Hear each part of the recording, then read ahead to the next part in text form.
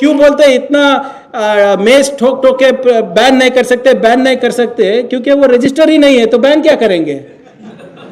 उतना अकल तो है मेरे में, आप रजिस्टर करो भाई। अगर आपने कुछ किया तो बैन करूंगा, पहले तो रजिस्टर हो जाओ।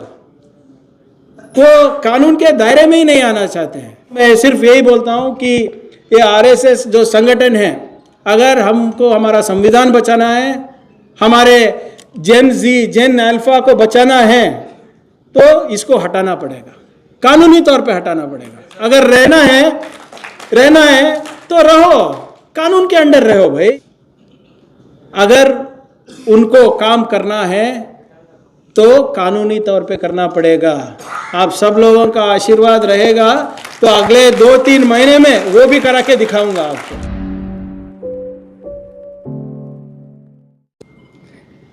राष्ट्रीय स्वयंसेवक संघ डॉक्टर केशव बलिराम हेगडेवार जी ने सितंबर 27, 1925 नागपुर में स्थापित किया।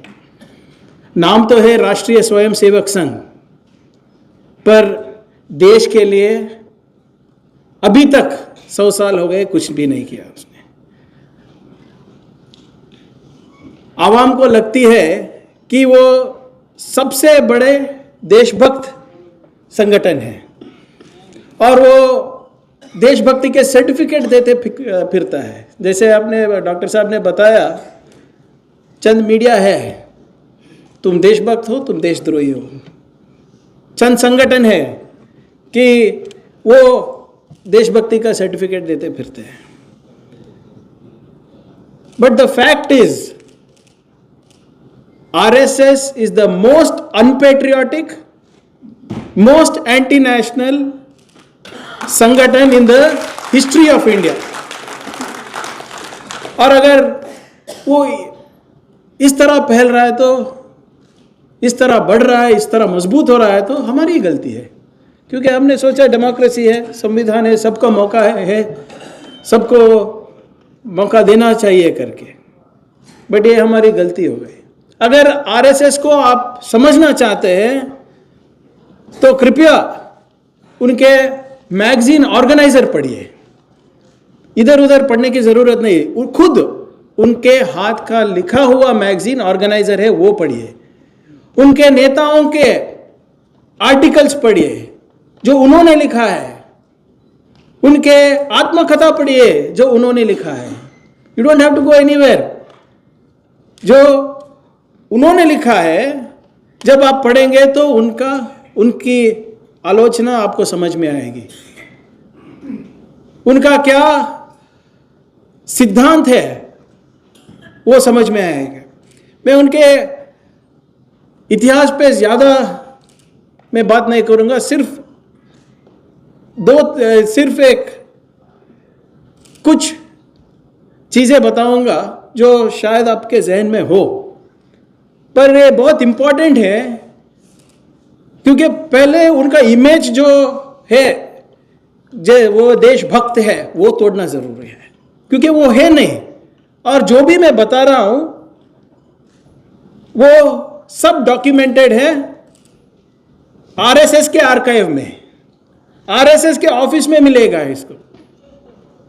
पहला उदाहरण, ये राष्ट्रीय स्वयंसेवक जो है, हमारे स्वतंत्र आंदोलन में उनका कोई पात्र नहीं था, ना क्विट इंडिया मूवमेंट में, ना डांडी मार्च में, ना सिविल डिसोबीडियंस मूवमेंट में। इनफैक्ट उनके नेता जो थे एसपी मुखर्जी, उन्होंने एक खत लिखा Sir John Herbert, who was then the governor of Bengal, उनको लिखा है, डिटेल्ड लिखा है लेटर कि क्विट इंडिया मूवमेंट यानी कि भारत छोड़ो आंदोलन को कैसे तबाह किया जा सकता है, how to destroy Quit India Movement completely करके उन्होंने लेटर लिखा है। जब 1929 में लाहौर कांग्रेस सेशन में पूरी दुनिया, पूरा हिंदुस्तान ने एक आवाज में बोला कि हम तिरंगा 26 जनवरी 1930 को हम अनफोल्ड करेंगे, हम लहराएंगे, तो सब लोग मान गए थे सिवाय एक ही संगठन के। कौन सा संगठन? आरएसएस। आरएसएस के डॉक्टर हेडगेवार ने एक आदेश इशू करते हैं कि हम जनवरी 26 को तिरंगा नहीं लहराएंगे, हम जनवरी 21 को लहराएंगे और हर आरएसएस शाखा में लहराएंगे। कौन सा झंडा लहराएंगे? राष्ट्रीय ध्वज अर्थात भागवत ध्वजा, तिरंगा नहीं, तिरंगा नहीं, उनका ध्वज, भागवत ध्वज, आरएसएस का ध्वज। और वो ये ऑफिशियल ऑर्डर अगर आपको पढ़ना है तो हेगड़ेवार के एक बुक है जो पब्लिश हुआ है, पत्र रूप व्यक्ति दर्शन, डॉक्टर हेडगेवार, उनका ही पब्लिकेशन ने किया है। ये सब मेरी बातें नहीं है। और जब 1947 को जब हमको स्वतंत्रता मिली तो ये आरएसएस आउटराइटली हमारे तिरंगा को रिजेक्ट करती है, आउटराइटली हमारे तिरंगा को रिजेक्ट करती है। उनके मैगजीन ऑर्गेनाइजर में अगस्त 14, 1947 एक आर्टिकल आता है तिरंगा के बारे में। क्या बोलते हैं उसमें? The people who have come to power by the kick of fate may give in your hands the tricolor, but it will never be respected and owned by us. Us kaun hai idhar? RSS. The word three in itself, an evil and a flag having three colors, will certainly produce a very bad psychological effect and is injurious to a country. क्या बोल रहे इधर? तिरंगा को ना हम मान देंगे, सम्मान देंगे, और ऐसे तिरंगा हमारे देश के लिए हानिकारक है। It is there in Organizer magazine. 52 years RSS के हेडक्वार्टर्स में तिरंगा नहीं लहराया, ना नागपुर में लहराया, ना झंडे वाले में लहराया। 52 years, जब 2002 में कोर्ट का ऑर्डर आया तभी लहराया था। 50 साल लगे उनको तिरंगा लहराने में, क्यों नहीं लहराए? वो सिर्फ तिरंगा नहीं, हमारे संविधान को भी नहीं मानते हैं। इधर ही दिल्ली में एक नहीं, दो नहीं, 10 नहीं, 150 बार रामलीला मैदान में प्रोटेस्ट किए हैं। जब बाबा साहेब अंबेडकर, जवाहरलाल नेहरू जी हमारे कॉन्स्टिट्यूएंट असेंबली में संविधान के बारे में जब डिबेट हो रहा था, लोकार्पण हो रहा था, तो इसी आरएसएस वालों ने 150 बार रामलीला मैदान में प्रोटेस्ट करके हमको संविधान नहीं चाहिए, हमारा संविधान मनुस्मृति ही रहना चाहिए करके बोले हैं। ये इतिहास है उनका। तो जो आदमी, जो संगठन तिरंगा को रिस्पेक्ट नहीं करता, जो संगठन संविधान को रिस्पेक्ट नहीं करता, वो आपको क्या करेगा? आपको ताजुब होगा सुन के। गणतंत्र दिवस और स्वतंत्र दिवस पे ये लोग ब्लैक डेज मनाते थे। It's all available in Nagpur. ये ना ही संविधान को रेस्पेक्ट किए, ना ही तिरंगा को रेस्पेक्ट दिए, ना ही जो लोग तिरंगा के लिए शहीद हुए उसको भी उन्होंने मान सम्मान नहीं दिया। अभी भगत सिंह जी का फोटो लेके हर जगह घूम रहे ये लोग। पर जब भगत सिंह शहीद हुए थे तो क्या लिखा था उन्होंने कि ऐसे शहीद होना ठीक नहीं है। It is a mark of failure because you have not completed your job. Arrest होना ये फ्रीडम फाइटर्स का लक्षण नहीं है करके वो लिखे थे। अभी सुभाष चंद्र बोस जी को बहुत मान सम्मान देते हैं। अभी आते वक्त मेयर शरद जब आते वक्त कर्तव्य मार्ग से गुजर रहे थे, नेताजी सुभाष चंद्र बोस का सैल्यूट का पोज आईएनए यूनिफॉर्म के साथ लगाए रखे हैं उधर कर्तव्य पथ पर कि उधर ही दिल्ली के उधर मार्ग पे एक। जब बंगाल इलेक्शन आया तो बोस साहब के बारे में बहुत अच्छा बात की मोदी जी ने। बट जब आजादी के लिए इंडियन नेशनल आर्मी खड़ा कर रहे थे बोस साहब, तो इनके लीडर सावरकर क्या कर रहे थे पता है आपको? पूरा हिंदुओं को ब्रिटिश आर्मी ज्वाइन कर रहे थे। वहां Subhash Chandra Bose ji Indian national army के लिए जवान ढूंढ रहे थे, आर्मी मजबूत करने के लिए ब्रिटिश के खिलाफ। और यहां पे सावरकर ब्रिटिश आर्मी ज्वाइन होने के लिए चिट्ठी लिख रहे थे सब हिंदुओं को। ये इतिहास है उनका। ये लोग आरएसएस और हिंदू महासभा गांधी जी को मार दें, उनके हिसाब से गॉडसे देशभक्त है। अगर गॉडसे देशभक्त है तो गांधी जी क्या हुआ? गांधी जी कौन हुए फिर? देशद्रोही? उनका फोटो नोट पे क्यों छापते हैं फिर? कैबिनेट में जब डिस्कशन होता है तो पीछे गॉडसे का फोटो नहीं है, सावरकर जी का फोटो नहीं है, गांधी जी का फोटो है ना कैबिनेट में, सेंट्रल कैबिनेट में। जब गांधी जी की हत्या हुई तो आरएसएस ने सबका मुंह मीठा भी कराया और तिरंगा पे भी अपने पैर जमाए। They trampled on the national flag. This is recorded. And everybody agrees कि हिंदुत्व का पितामह कौन है? Savarkar, VD Savarkar.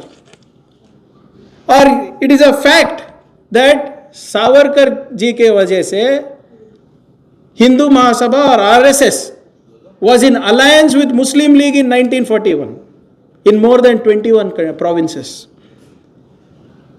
Hindu Mahasabha, which was backed by RSS, ran governments with Muslim League at a time when everybody was banned. All political parties were banned. निषेध था सब political parties पे सिवाय दो, मुस्लिम लीग और हिंदू महासभा। क्यों बैन नहीं हुए थे? क्योंकि ये सब लोग ब्रिटिश के चमचे थे। बाबा साहेब अंबेडकर तभी बोले थे, मुझको ताजुब हो रहा है कि सावरकर जी ऐसे कर रहे हैं, मुस्लिम लीग और हिंदू महासभा का आइडियोलॉजी बहुत सिमिलर लग रहा है मुझके करके बाबा साहेब अंबेडकर बोले। There is lot of similarity. और वो आरएसएस वाले बाबा साहेब अंबेडकर को भी नहीं छोड़े थे। मैं दावे के साथ कह सकता हूं कि जब बाबा साहेब अंबेडकर चुनाव लड़ रहे थे तो उनको क्या बताया आरएसएस वालों ने? वो कौन बड़ा 30 मार्क नहीं है, वो एक लिलीपुट है। दे एड्रेस बाबा साहेब अंबेडकर एज लिलीपुट। ऐसे ही बात हुई थी। बी आर पाटिल साहब उस दिन असेंबली में थे कि नहीं?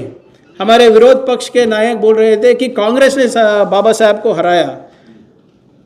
तब मैं उठ के बोला उनको, हमारे विरोध पक्ष लीडर को, कि सावरकर जी ने हराया। तो उन्होंने बोला अगर यह बात है तो मैं इस्तीफा देता हूं। मैं बोला 10 मिनट दो मुझे, मैं प्रूव करता हूं कि सावरकर ने बाबा साहेब अंबेडकर को हराया करके। 10 मिनट में। वो तो मेरे फोन पे था, एक प्रिंट आउट लेकर आया। कौन सा? एक खत था मेरे पास। जनवरी 18, 1952 डॉक्टर बाबा साहेब अंबेडकर कमलकांत को, अपने दोस्त को लिखते हैं कि मुझे इंफॉर्मेशन पक्का मिला है कि सावरकर का हाथ है मेरे इलेक्शन के हार में करके। तो वो मैंने दिखाया। तब पूरा हाउस ये सब प्रियांक आर्टिफिशियल इंटेलिजेंस यूज कर रहा है करके बोले, फोटो एडिटिंग है करके बोले, हाउस अर्जन करा दिया। आप ये पता कीजिए कि वीर सावरकर को वीर का टाइटल कौन दिया? उससे पहले यही सावरकर जी ने क्या बताया था बाबा साहेब अंबेडकर के बारे में? जब बाबा साहेब अंबेडकर बौद्ध धर्म स्वीकार कर रहे थे, 5 लाख लोग इकट्ठे होके धम्म दीक्षा लिए। तब केसरी मैगजीन में सावरकर जी एक आर्टिकल लिखते हैं बाबा साहेब अंबेडकर के बारे में। क्या करके? कि बाबा साहेब अंबेडकर सोचते हैं कि अगर वो एक कुछ लाख लोगों के साथ बौद्ध धर्म स्वीकार करने से हिंदू समाज को फर्क पड़ेगा तो ये कुछ नहीं होगा। भगवान बुद्ध को हमने नहीं छोड़ा तो डॉक्टर बी आर अंबेडकर किस शाख का पत्ता है करके बोलते हैं। This is what it is all recorded. समग्र सावरकर राइटिंग्स वॉल्यूम 9 मराठी में देख लीजिए। पेज नंबर भूल गया, वरना वो भी बोल देता मैं। यही सावरकर को वीर बना दिया। ये इनका एक टैक्टिक है। 100 बार एक ही झूठ बोलने से लोग सच समझने लगते हैं। यहां पे कितने लोग जानते हैं कि वीर का जो टाइटल मिला है सावरकर जी को, वो खुद ने, लोगों ने नहीं दिया, खुद समर्पण है, आत्मनिर्भर हो गए वो। नेताजी बोस को, नेताजी सुभाष चंद्र बोस टाइटल किसने दिया पता है? गांधी जी को महात्मा कौन बुलाया पता है? बट वीर सावरकर को वीर कौन बुलाया? खुद उसने बुलाया। कोई उसको टाइटल नहीं मिला उसको, उनको। और ये बात बोलते हैं कि बहुत बड़ा फ्रीडम फाइटर था, आरएसएस देशभक्ति का क्या है, वो इंस्पिरेशन है, जो भी स्फूर्ति मिलती है उनसे मिलती है। अरे भाई, काला पानी में सजा हुआ, आप एक ही को हुआ था क्या? 33 years द सेल्युलर जेल काला पानी वॉज फंक्शनल। उसमें कितने थे? 698 सेल्स। 698 सेल्स में 33 years में 80,000 प्रिजनर्स वेर देयर। 80,000 प्रिजनर्स। माफीनामा कितने लोग लिखे? एक 8-10 लोग लिखे। उसमें से सबसे ज्यादा किसने लिखे? वीर सावरकर और उनका भाई। I think it's a family problem. 6 बार खुद लिखे, 1 बार अपने बीवी से लिखा है, उनके धर्मपत्नी से लिखा है। तो मेरा यही पूछना है कि तुम देशभक्त हो,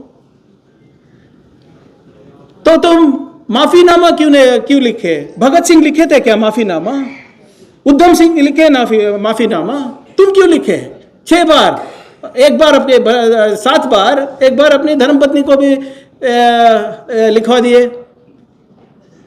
और आपको और भी ताजुब होगा सुन के, मुझे पता नहीं कितने लोगों को पता है यहां, Savarkar would take pension from British.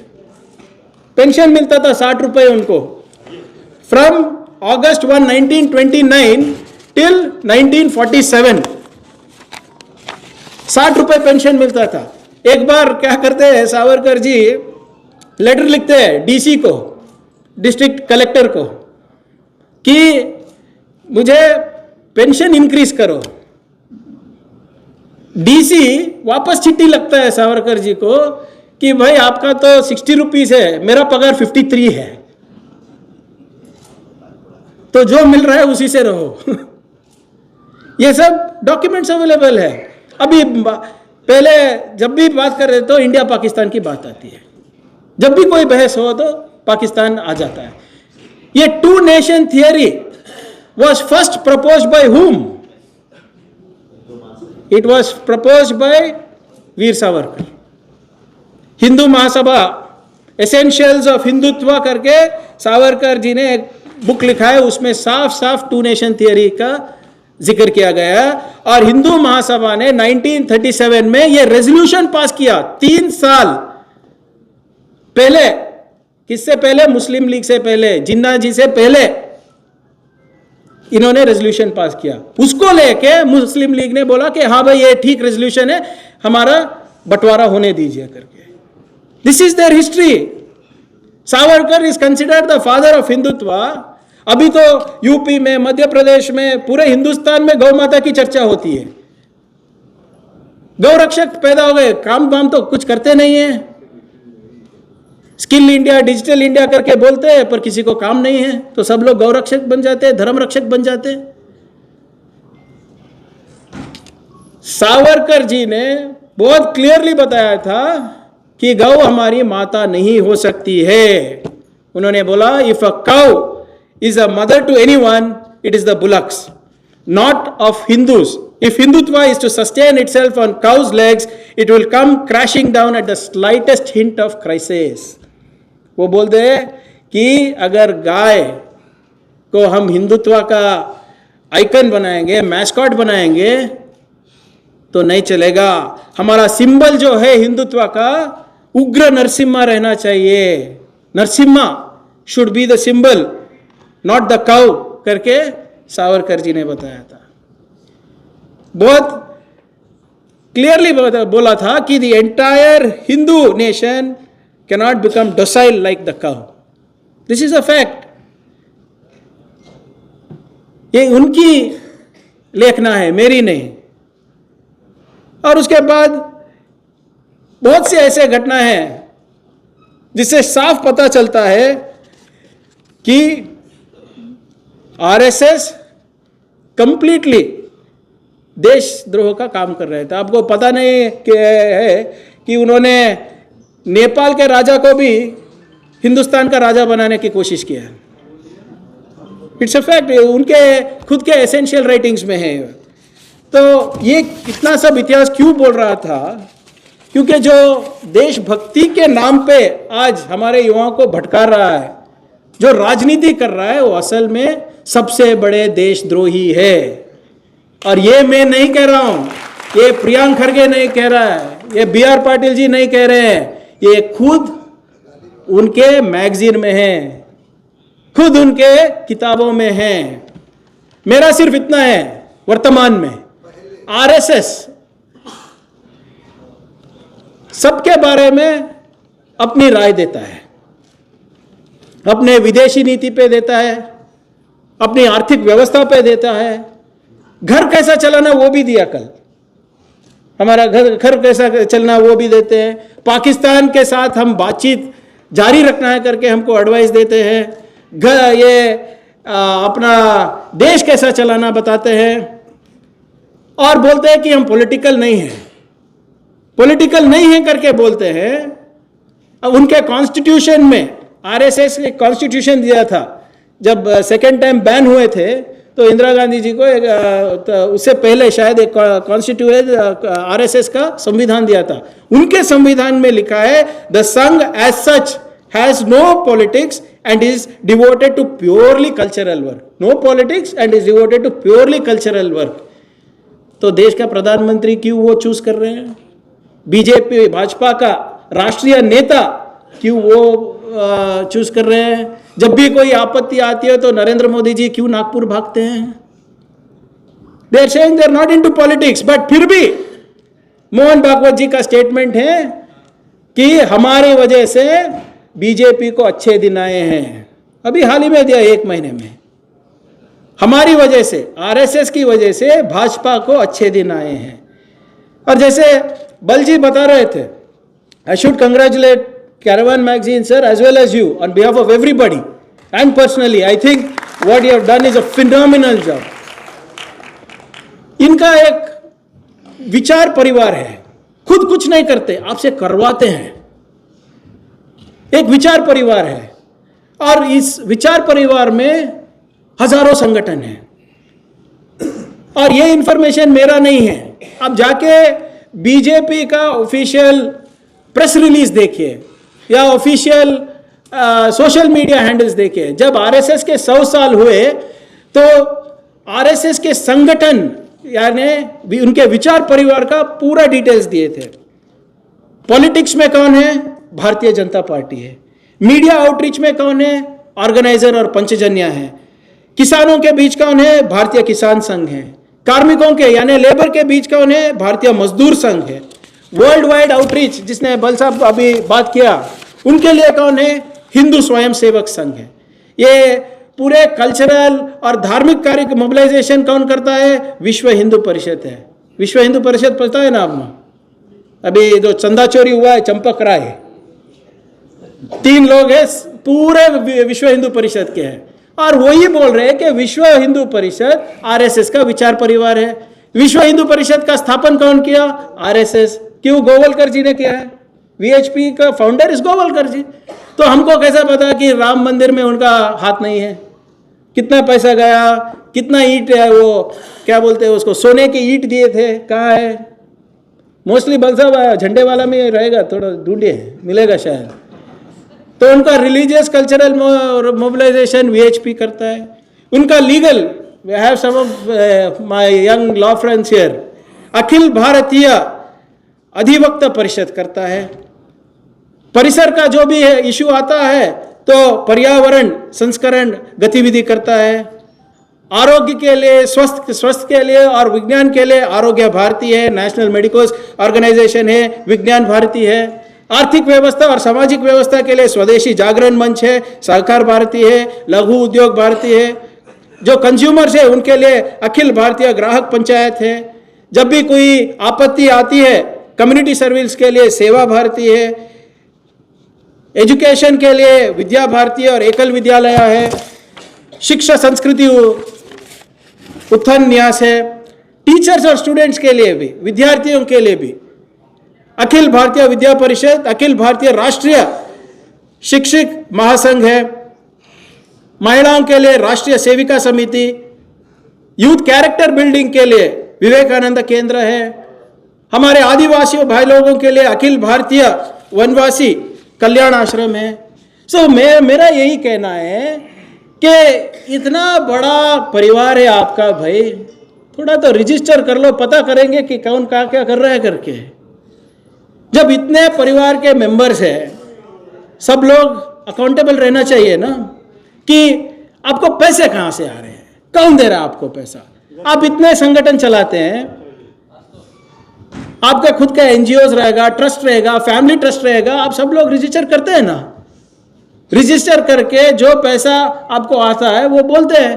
अभी हमारे दक्षिण भारत में जब भी गणेश उत्सव रहता है तो हर गली में एक गणेश पंडाल लगता है। जब गणेश पंडाल लगता है तो बच्चे आते हैं, ये 15 साल के, 16 साल के, सर एक थोड़ा डोनेशन दीजिए। वो भी एक पर्ची दे के जाते हैं। 20 रुपए दो तो भी एक पर्ची काट के देते हैं, 100 रुपए दो तो भी एक पर्ची काट के देते हैं। वो हालांकि आईटी को नहीं देते, बट एटलीस्ट अकाउंटेबिलिटी तुमको देते हैं ना। बट इनका अकाउंटेबिलिटी कहाँ है? वो बोलते हैं कि ये गुरु दक्षिणा है, हमको लिफाफे में बंद मिलता है, कौन कितना दे रहा है पता नहीं चलता है, गुरु दक्षिणा है। तो आप भी गुरु दक्षिणा ले सकते हैं ना, आप क्यों आईटी भरते हो? गुरु दक्षिणा क्या है? उनका गुरु कौन है? ध्वज, भगवा ध्वज। तो गुरु के नाम पे, ध्वज के नाम पे क्या मैं पैसे ले सकता हूं? आप जिक्र कर रहे थे डीएसएस का सब, तो डीएसएस बाबा साहेब अम्बेडकर के नक्शे कदम पर चल रहे हैं। तो नीली ध्वज मैं अपना गुरु मान के क्या मैं आपसे पैसे चंदा इकट्ठा कर सकता हूं? कल नेक्स्ट डे ही हमको आईटी का नोटिस मिलेगा। तो मैं ये कह रहा हूं कि ये जो आप कर रहे हो भाई, दक्षिणा मिल रहा है, ले लो, रजिस्ट्रेशन करके ले लो, हमको पता चले कि कौन दे रहा, कितना आ रहा है और वो कहां पर खर्च कर रहे हैं आप। और मैं ये बात क्यों बोल रहा हूं कि as per not home intelligence reports, उनके खुद के रिपोर्ट के तहत थ्रू आउट द कंट्री 88,000 शाखास चलाते हैं। 88,000 शाखास in 55,000 locations, 55,000 location with crores of स्वयं सेवक, करोड़ों के तादाद में स्वयं सेवक है। तो एक सरकार की जिम्मेदारी नहीं बनती है कि अगर आप 90,000 शाखाएं चला रहे तो कहाँ चला रहे, कौन इसके मेंबर्स है, पैसे कहाँ आ रहे हैं इसके लिए? और ये मेरा रिपोर्ट नहीं है। According to the annual report of 2025-26 release by Akhil Bharatiya Pratinidhi Sabha, Akhil Bharatiya Pratinidhi Sabha, it's the highest decision making body of RSS. उनके बिना कोई कुछ नहीं कर सकता। वो क्या बोलते हैं, उनके रिपोर्ट के तहत कर्नाटका में 4,127 डेली शाखास चलते हैं, 4,127, 1,389 वीकली मिलन्स होते हैं एंड 60 मंडली, 60 मंडली मंथली बैठते हैं। और वही बताते हैं कि हमने पिछले साल 2,195 समाजोत्सव किए हैं, जिनमें करीब 20 लाख लोग जमा हुए कर्नाटका में। हमने करीब 600 पथ संचलन यानी कि मार्चेस किया है कर्नाटका में, जिनमें close to 2.21 lakh people with uniform, जो समवस्त्र बोलते हैं, गणवेश बोलते हैं, उसको लगा के, लाठी उसको पहन के, लाठी लेके उन्होंने मार्च किया है ऑलमोस्ट 600 प्लेसेस इन कर्नाटका। तो इतना वास्ट डिसिप्लिन्ड वे में मोबिलाइजेशन हो रहा है। 20 लाख लोग अगर जमा हो रहे हैं मेरे राज्य में और होम डिपार्टमेंट उनको सुरक्षा दे रही है, रक्षा दे रही है, उनके जब मार्च पास कर रहे हैं, मार्च रूट में बंदोबस्त हम कर रहे हैं, तो मैं होम मिनिस्टर पूछा उनको, भाई मैं ये सब कर रहा हूं, तुम लोग हो कौन? वो तो बता दो मुझे। उनका लेटर लिखने का अंदाज आप देखिए। उनको लगता है कि सरकार उनका नौकर है। मेरे खुद के कॉन्स्टिट्यूएंसी में आके बोले कि भाई हम रूट मार्च कर रहे हैं point A to point B, इस दिन कर रहे हैं और इसके लिए आप ये आपके इंफॉर्मेशन के लिए है madam, not permission, this is for your information. तो मैंने देखा, बोला भाई अरे ये तो ठीक बात नहीं है, हम आपके घर के नौकर नहीं है सरकार। अगर आपको मार्च करना है तो मैं अलाउ करूंगा, परमिशन मांगो, मैं सोचूंगा अगर उस दिन कर सकते नहीं कर सकते, कि उस दिन दूसरा कोई कार्यक्रम है क्या पब्लिक का। There should be no public inconvenience, there should be no law and order issue. तो आरएसएस बोले हम परमिशन नहीं मानेंगे, कोर्ट को गए। तो चलो मैंने अभी इनके पास सावरकर है, हमारे पास अंबेडकर है। तो हमें चलो भाई देखेंगे क्या होता है। जो पथ संचलन 5000 लोगों के साथ होना था, 3 महीने बाद मैंने कराया 300 लोगों के साथ। और वो 300 लोग जो है उनका नाम, पता, वो कहां से आ रहे, क्या कर रहे, वो सब लिखना था। और जिम्मेदारी लेने के लिए कोई रेडी नहीं था। बी.आर. पाटिल साहब को सब पता है, क्योंकि जब अगर आपके घर पे शादी हो रही है तो आप रोड ब्लॉक कर रहे हैं खाना वाने के लिए, तो आपको जाके लोकल पुलिस स्टेशन में परमिशन लेना पड़ेगा ना। हमारे घर में शादी है, मैं इसके जिम्मेदार लेता हूँ, अगर कुछ हुआ तो 2-3 लोग जिम्मेदार लोग हैं, तो इनको जिम्मेदारी, इनको कुछ भी हो तो ये जिम्मेदार रहेंगे करके अब देना पड़ता है। ये बोले नहीं देंगे, अगर आप नहीं देंगे तो हम भी परमिशन नहीं देंगे बोला। तो after 3 months we got it done. Now मेरा इतना ही है कि आप डरते क्यों हैं जिम्मेदारी लेने से, अकाउंटेबिलिटी से डरते क्यों हैं। मोहन भागवत जी बोलते हैं कि हमको ये सब नहीं चाहिए, हम रजिस्ट्रेशन नहीं है। हमारा शाखा, वो खुद बोले, ये मेरे अल्फाज नहीं है, उन्होंने एक संदर्शन में बोला है, उन्होंने एक इंटरव्यू में बोला है कि हर एक शाखा is a local economic unit and government को हम अकाउंट्स नहीं देते, पर हमारी जिम्मेदारी है, हम बहुत उत्तम नागरिक हैं, हम देशभक्त हैं, तो इसीलिए बहुत प्रोफेशनली हम अपना ऑडिट करते हैं और सरकार जब मांगेगी तो हम देंगे। तो मैंने मांगा, अभी नहीं दे रहे हैं। तो वो खुद बोल रहे हैं कि एक शाखा एक लोकल इकोनॉमिक यूनिट है। जिस देश में एक सफाई कर्मचारी को भी अगर कुछ सरकार से सहूलत मिलना चाहिए या तो कुछ करना है, किसी के घर में काम करना चाहिए तो रजिस्टर होना पड़ता है, बट आरएसएस को रजिस्ट्रेशन नहीं होना पड़ता है, वो क्यों नहीं। अभी डॉक्टर साहब ने बोला कि लाल किले में खड़े होकर प्रधानमंत्री ने बोला कि आरएसएस विश्व का सबसे बड़ा एनजीओ है। अगर विश्व का सबसे बड़ा एनजीओ है तो दर्पण डायरेक्टरी में क्यों रजिस्टर नहीं है। अगर आप एनजीओ चला रहे हैं तो दर्पण डायरेक्टरी में आप रजिस्टर करना चाहिए गवर्नमेंट ऑफ इंडिया पे, एफसीआर रजिस्ट्रेशन करना चाहिए, जैसे बाल साहब ने बताया। उनका क्यों नहीं किया है। उनका ग्लोबल नेटवर्क, उनका विश्व का नेटवर्क बहुत स्ट्रांग है। 2502 RSS affiliated organisation in India across 38 countries. जो बाल साहब बोल रहे थे ना, कैरावन मैगजीन ने इन्वेस्टिगेशन किया, across 38 countries 2502 Sangh affiliated organisation है। झंडेवाला में उनके ऑफिस के बाहर 150 करोड़ का बिल्डिंग है, 150 करोड़ 5 स्टार होटल की तरह दिखता है। कहां से आए भाई पैसे। और सुनने में आया है उनके साइट के बगल में पार्किंग नहीं था, पार्किंग वो पार्किंग के जगह में, वो साइट में एक बहुत पुराना 1000 साल की 600 साल का मंदिर था। मंदिर भी तोड़ दिया, पार्किंग बना दिए, एक केस लेने को तैयार नहीं। अभी मुगलों को भी जरूरत नहीं, ये खुद कर रहे हैं। उनके ऑफिस के ठीक बगल में आपको आश्चर्य होगा कि यही आरएसएस जो झोला पहन के, खाकी पैंट पहन के घूमता रहता है, अमेरिका में स्क्वायर पैटर्न बॉक्स करके एक लॉबी फर्म को हायर किया एट द कॉस्ट ऑफ $330,000।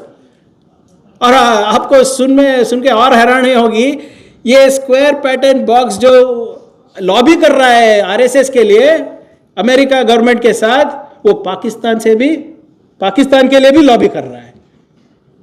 तो आप ही बोलिए भाई, जो अमेरिका में जाके लॉबी कर रहा है, पाकिस्तान के लॉबीज के साथ जब लॉबी कर रहा है, तो उनका परिचय आवाम को होनी चाहिए कि नहीं होनी चाहिए? मोहन भागवत जी बोलते हैं कि no need of registration, we are a body of individuals. हमारे बेंगलोर में बहुत पुराना एक क्लब है, बैंगलोर क्लब करके। Prashant Bhushan Sahab, you have seen it I guess. Even that is a body of individuals. उन्होंने भी केस लगाया था कि प्रिंसिपल ऑफ म्यूचुअलिटी पे, उनका नहीं चला।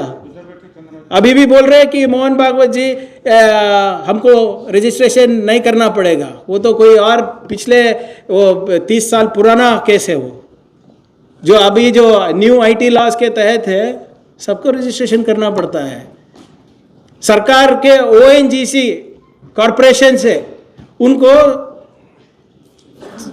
600 करोड़ मिले, शायद 600 करोड़ मिले उनको, 600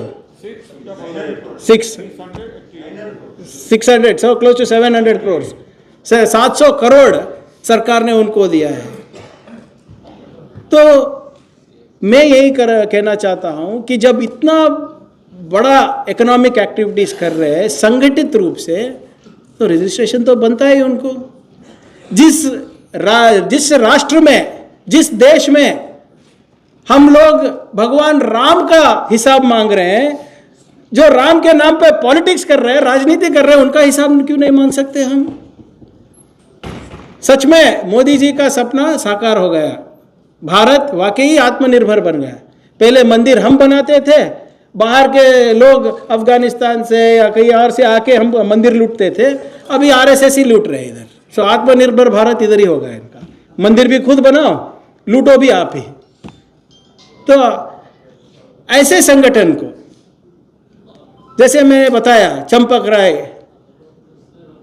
फ्रॉम चंदा चोरी episode, shouldn't we know who they are, why they are, where they are getting their money from? एक आंदोलन बता दीजिए जहां पे आरएसएस आवाम के साथ खड़ा हो। अभी परसों इतना बड़ा आंदोलन चला जंतर मंतर में, क्या एक आरएसएस वाला भी बात किया उसके बारे में? उनको विद्या, बच्चों को विद्या नहीं दिए तो जाके आरएसएस शाखा में पढ़ेंगे ना, इसीलिए उनको इंटरेस्ट नहीं था। बताइए, एक आंदोलन बताइए। इधर 2 साल पहले किसान आंदोलन हुआ था, इधर ही दिल्ली के बाहर, तब आवाज उठाई उन्होंने। एक ऐसा आंदोलन बता दीजिए जिसने आरएसएस इशू उठाया है, लॉजिकल एंड को लेकर जाया। सिर्फ ज्ञान बांटते फिरते हैं, खुद तो कुछ करते नहीं हैं। और इस सिद्धांत में इतना चैन और सुकून है, और इस सिद्धांत इतना अच्छा है, तो बीजेपी के परिवार वो लोग क्यों नहीं है इसमें? बीजेपी के नेता के बेटे आरएसएस में क्यों नहीं है भाई? एक ऐसा तस्वीर दिखा दीजिए जो हमारे यूनियन कैबिनेट में मंत्री है, उनका बेटा गणवेश पहन के लाठी लेके पथ संचलन कर रहा है, मार्च कर रहा है। Show me one who is a complete स्वयं सेवक। एक भी बीजेपी का नेता नहीं है, ना दिल्ली में है ना कन्याकुमारी में है। ये सब गरीबों के बच्चों के लिए है। ये धर्म रक्षण, गौ रक्षण, कितने बीजेपी के परिवार वाले गौशाला पालते हैं, गौशाला में है। कितने बीजेपी के बेटे रोज उठ के गौमूत्र पीते हैं। कितने गौ रक्षक है, कितने धर्म रक्षक है बताइए? हार्ली डेविडसन चलाते हैं, वो कौन सा तो एलवी का बेल्ट शूज पहनते हैं, और गरीब के बच्चों को धर्म का पाठ पढ़ाते हैं, गौरक्षक बना देते हैं। इनके बेटे नहीं है, कोई भी शाखा में नहीं जाता है, बट भाषण तो